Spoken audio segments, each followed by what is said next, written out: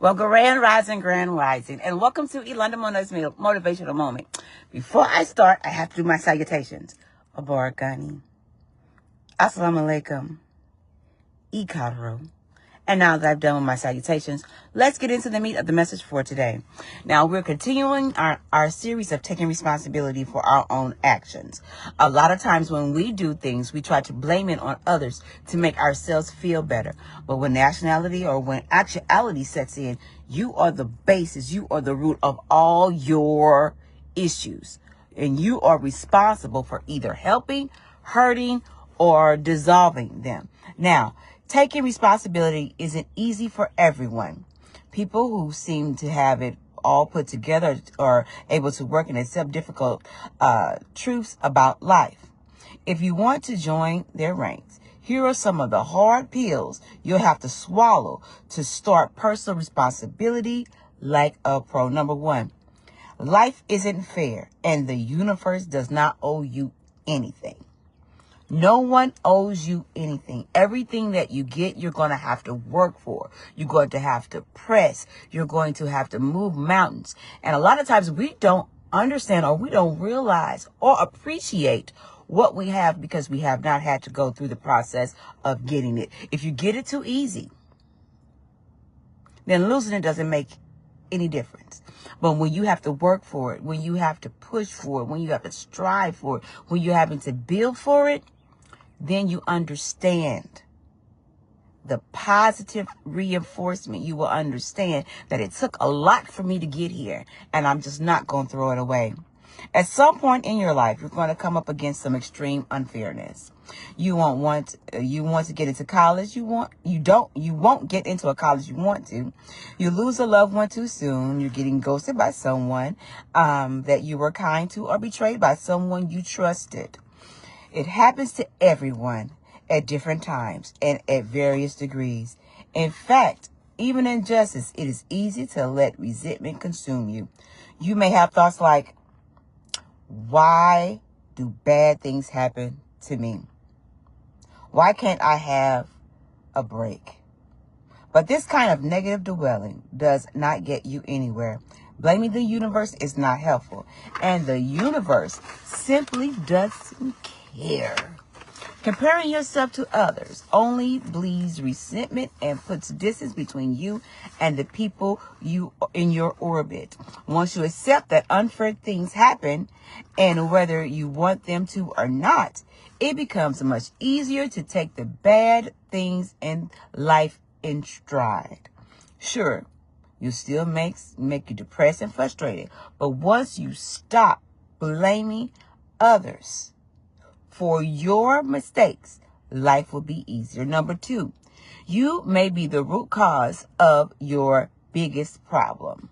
Like I said before, it is easy for us to blame other people because we have issues, because we are going through some things. It is easy for us to blame the outside source, but you have to look inward. What is it about me that attracts those people? What is it about me that welcomes those type of people into my life? Once you find the root cause of that, then you can uproot that root cause, throw it out, and then replace it with something more positive. If it seems to be coming against you, challenges and problems wherever you go, I have two words to say to you: common denominator, in which I talk about that all the time. Whenever you are the source of 7 different issues, then it's you. It's you. No one wants to believe that they're the cause of the problems in life, but often we take a moment to examine it. Well, if you take a moment to examine a reoccurring situation, you'll find that the biggest obstacle standing in your way is yourself. Maybe you are frequently late to work because you oversleep. Maybe you spend too much money eating out when you can cook. Maybe you talk about yourself too much. And, those kind of things hurt because no one wants to think of themselves as the problem. I don't want to think of myself as the problem. I am not the problem. But when you look at it, you just might be. Number 3, you need to work on your listening skills. That's why we have 2 ears and 1 mouth. And not listening to reply, but listening to understand. Listening to understand is very important. A lot of times, especially when I was a part of the debate team, we were listening to rebuttal. We picked out certain things and certain sentences, and we knew that certain things would ignite certain things, so we would be able to use those things for our advantage. But when you are listening to understand, self-reflection is necessary if you want to take responsibility for your actions. But you also must learn how to take feedback from others and empathize with them. Okay? You won't be able to achieve this if you aren't an active listener, someone who is engaging and attentive when listening to others. Now, I know sometimes, especially like when we're with our kids, like talk. I know I did. I talked a lot when I was young. I started talking at two. I was doing full sentences at 2. At 4, I was reciting passages in the Bible, like a verse or something. I mean, I did a lot because I have good memory. Lord bless, and hopefully that will continue.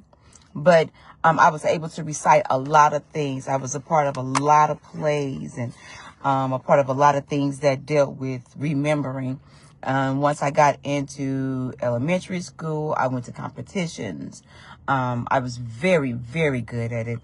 Then I went to junior high, still in competitions, very good. Ultimately, high school, and it landed me a scholarship in college. So I know that talking is my two-edged sword. I'm loved and I'm hated for the same thing.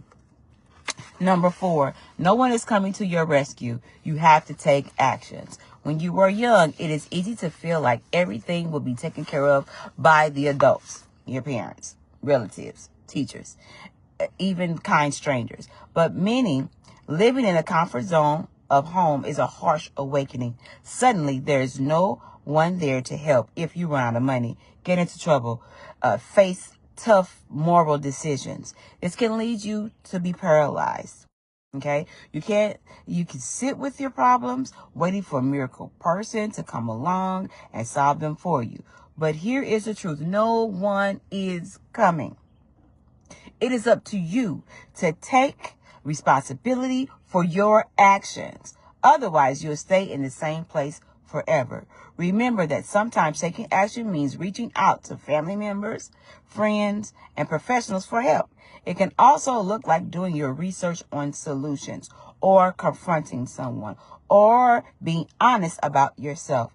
Put in the work, whatever it is, because no one is going to do it for you.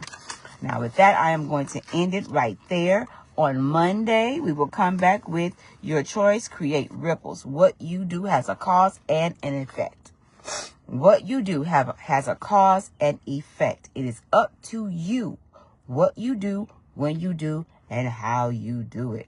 Like I say before, you can go to my YouTube page. That is Yolanda Monet Hatter. Check me out there. Like, click, and share.